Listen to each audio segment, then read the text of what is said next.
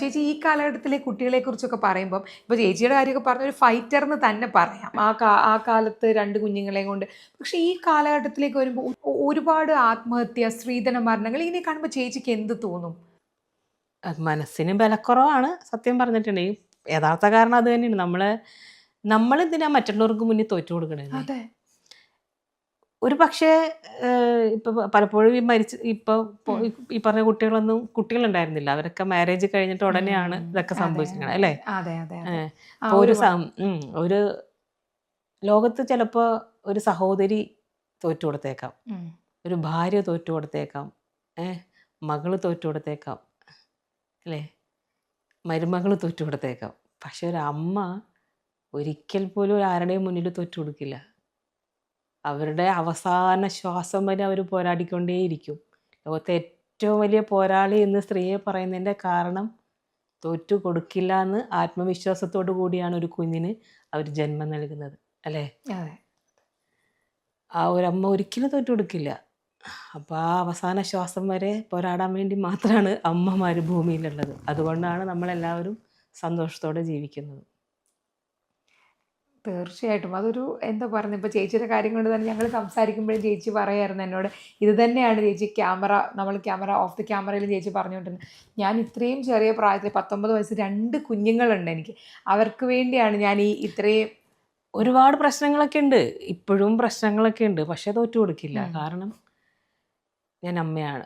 അതെ. ഞാൻ ജീവിച്ചിരുന്നാലേ എത്ര ദൂരെ ഞാൻ ജീവിച്ചിരുന്നിട്ട് എത്ര ദൂരെ നിന്നാലും എൻ്റെ മക്കളുടെ എനിക്ക് സഹായിക്കാൻ പറ്റും ഇല്ലേ? ആ സമയത്ത് ഞാൻ മരിച്ചു പോയാലും ഒരു പക്ഷേ എനിക്ക് ഇവരെ ഒന്നും ചെയ്തു കൊടുക്കാൻ പറ്റില്ല എനിക്ക് അല്ലേ? അതെ അതെ അതെ. അപ്പം അതിനും നല്ലത് ഞാൻ ജീവിച്ചിരുന്ന് ഫൈറ്റ് ചെയ്യണതാ. അതെ. വിജയിച്ച ഒരാൾക്ക് ധൈര്യമായിട്ട് എല്ലാവരോടും പറയാം, ചേച്ചിയുടെ ജീവിതം തന്നെയാണ് ഒരു ഉദാഹരണമായിട്ട് വെക്കുന്നത് അല്ലേ? നമ്മളെ തോൽപ്പിക്കാനാണ് നമ്മുടെ കൂടെ നിൽക്കുന്ന എല്ലാവരും ഉള്ളത്. ജയിപ്പിക്കാനായിട്ട് നമ്മൾ മാത്രമേ ഉണ്ടാവുള്ളൂ. നമ്മൾ മാത്രമേ ഉണ്ടാവുള്ളൂ ജയിപ്പിക്കാനായിട്ട്. കൂടെ നിൽക്കുന്നത് എല്ലാവരും തോൽപ്പിക്കാൻ തന്നെയായിരിക്കും. അപ്പം നമ്മൾ ശ്രദ്ധിച്ചിട്ടുണ്ടോ എന്നറിയില്ല, നമ്മളൊരു ചില ആൾക്കാർ, നമ്മൾ കൂടെ ഉള്ള ആൾക്കാർ, നമ്മൾ ഫ്രണ്ട്സോ അല്ലെങ്കിൽ നമ്മുടെ റിലേറ്റീവ്സോ അല്ലെങ്കിൽ നമുക്ക് പരിചയമുള്ളവർ, നമ്മൾ ഭയങ്കര പെട്ടെന്ന് ഒരു സുപ്രഭാതത്തിൽ നമ്മൾ കുറേ നല്ല ഫേമസ് ആയി, നമുക്ക് കുറേ കാശ് വന്നു, പ്രശസ്തി വന്നു, അല്ലെങ്കിൽ എല്ലാ സൗകര്യങ്ങളും വന്നു. നമ്മൾ കുറേ ഇടയ്ക്ക് ചോദിക്കില്ലേ, ശ്രദ്ധിച്ചിട്ടുണ്ടോ എന്നറിയില്ല, ഇപ്പം എങ്ങനെ കടമൊന്നും ഇല്ലല്ലോ അല്ലേ? എല്ലാ കടമൊക്കെ തീർന്നു, ഇപ്പോൾ സാമ്പത്തികമായിട്ടൊക്കെ നല്ല മെച്ചപ്പെട്ടല്ലോ, ഇപ്പം അതുകൊണ്ട് പ്രശ്നങ്ങളൊന്നുമില്ലല്ലോ. എന്തെങ്കിലുമൊക്കെ നീക്കിയിരിപ്പൊക്കെ ഉണ്ടോ, ഇപ്പോൾ വല്ലതൊക്കെ ഉണ്ടോ, അല്ലെങ്കിൽ സമ്പാദിക്കുന്നുണ്ടോ, അല്ലെങ്കിൽ എല്ലാം ഇങ്ങനെ അടിച്ചു പൊളിച്ച് തീർക്കുകയാണോ? വണ്ടിയുടെ ലോൺ തീർന്നോ, വീടിൻ്റെ ലോൺ തീർന്നോ, എങ്ങനെ വല്ല ഗോൾഡൊക്കെ മേടിച്ചോ? ഇത് സ്നേഹം കൊണ്ട് ചോദിക്കുകയാണെന്നാണോ വിചാരം? ഒരിക്കലുമില്ല. ഇങ്ങനെ ഒരാൾ ചോദിച്ചാൽ അപ്പം വിചാരിച്ചോണം നമ്മളെ ഏറ്റവും ശത്രു അയാളായിരിക്കുള്ളൂ. കാരണം ഇത് സ്നേഹം കൊണ്ട് ചോദിക്കണമെങ്കിൽ ഇതൊന്നും ചോദിക്കില്ല. നമ്മളോട് സ്നേഹമുള്ള ഒരാൾ നമ്മുടെ അടുത്ത് ഇങ്ങനെയുള്ള കാര്യങ്ങളൊന്നും ചോദിക്കില്ല. നമ്മളോട് ചോദിക്കണം എന്താണ്, നമ്മളെ എൻജോയ്മെന്റ്സിന് നമ്മുടെ കൂടെ അങ്ങ് പോകുന്നേ. അവർക്ക് ടെൻഷനൊന്നും ഇല്ല. നമ്മൾ സന്തോഷത്തിലാണോ, അവർ കാണുന്നത് നമ്മൾ സന്തോഷത്തോടെയാണ്. ആ സന്തോഷം അവർ നമ്മളെ കൂടെ എൻജോയ് ചെയ്ത് പോകും മുന്നോട്ട്. ഇത് ഇവർക്ക് ടെൻഷനാണ്. ദൈവമേ, ഇവര് ഇത്രയൊക്കെ പൈസയൊക്കെ ഉണ്ടാക്കി ഇവര് സമ്പാദിച്ചൊക്കെ വെച്ചിട്ടുണ്ടോ, അല്ലെ കടമായിരിക്കും, കടം കൊണ്ട് നിക്കക്കള്ളിയില്ലാതെ ആയിരിക്കും ഇത്രയും വർക്കൊക്കെ പിടിക്കുന്നത്. ഗോൾഡൊക്കെ മേടിച്ച് വെച്ചിട്ടുണ്ടോ, അല്ലെങ്കിൽ കിടക്കണമെങ്കിൽ ഇമിറ്റേഷൻ ആണോ? ഇമിറ്റേഷൻ ആയിരിക്കുള്ളൂ, ഗോൾഡ് ഒന്നായിരിക്കില്ല. ഇതൊക്കെയാണ്. പക്ഷെ ആത്മാർത്ഥത്തോടെ ചോദിക്കുന്ന ആൾക്കാരും ഉണ്ട് കേട്ടോ. അതെ അതെ. നമ്മളടുത്ത് ആത്മാർത്ഥത്തോടെ നമ്മളെ അമ്മ ചോദിക്കുന്നത് ആത്മാർത്ഥത്തോടെ ആയിരിക്കും അല്ലേ?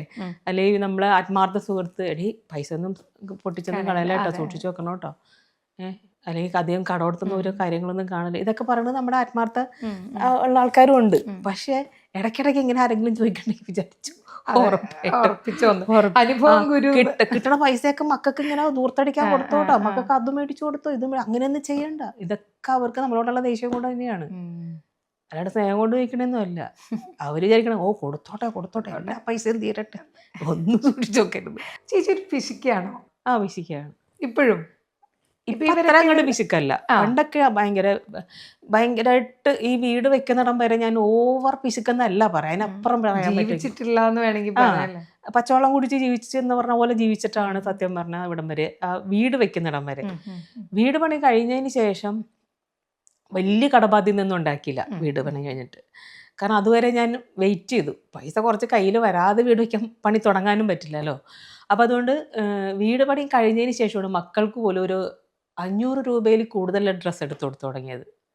500-നുള്ളിൽ 200, 250, 300 റേഞ്ചൊക്കെ ആയിരുന്നു എൻ്റെയും മക്കളുടെയും ഡ്രസ്സിൻ്റെ കോസ്റ്റ് വരുന്നത് വീട് പണിക്ക് മുന്നേ. വീട് പണി കഴിഞ്ഞതിന് ശേഷമാണ് ഞങ്ങൾ 500-ന് മുകളിലുള്ള ഡ്രസ്സ് എടുക്കൽ. ഫുഡ് കുറച്ച് കോസ്റ്റ്ലി ഫുഡൊക്കെ കഴിച്ചു തുടങ്ങി. മറ്റേത് വീട്ടിലുണ്ടാക്കുന്നത് മാത്രമേ കഴിക്കുള്ളായിരുന്നു. പുറത്തുനിന്നൊന്നും ഓർഡർ ചെയ്ത് കഴിച്ചിട്ടേ ഇല്ല ഞങ്ങൾ. എപ്പോഴെങ്കിലും നമ്മൾ എന്തെങ്കിലും യാത്ര പോകുമ്പോൾ എന്തെങ്കിലും വല്ല ദോശ ഇഡലിയോ എല്ലാം കഴിക്കും, അല്ലെങ്കിൽ വല്ല. പക്ഷേ അതിന് ശേഷമാണ് ഈ ബ്രോസ്റ്റഡ് ചിക്കൻ എന്താണെന്നൊക്കെ എൻ്റെ കുട്ടികൾ കണ്ടു തുടങ്ങിയത്. അതിന് ശേഷം അങ്ങനെ പുറത്തുനിന്ന് നമ്മളിങ്ങനെയുള്ള സാധനങ്ങളൊക്കെ മേടിച്ച് കഴിച്ചു തുടങ്ങിയത് ഈ വീടൊക്കെ പണി കഴിഞ്ഞ് ഇങ്ങനെ ഒന്ന് സെറ്റായി. നമുക്കിരുന്ന് ഒരു സമാധാനം എന്ന് പറയുന്ന സംഭവം ഉണ്ടല്ലോ. ഞാൻ പറഞ്ഞില്ലേ നേരത്തെ, വീട് എന്നുള്ള സംഭവം എല്ലാ മനുഷ്യരുടെ ഒരു സ്വപ്നമാണ്. ഇറങ്ങിപ്പോകാൻ ഒരാളും പറയില്ലല്ലോ എന്നുള്ളൊരു സമാധാനമാണത്. അതെ. അപ്പം അതിന് ശേഷം ശരിക്കും പറഞ്ഞിട്ടുണ്ടെങ്കിൽ ഉം. ഇനി എന്തെങ്കിലുമൊക്കെ നല്ലതൊക്കെ കഴിക്കാം.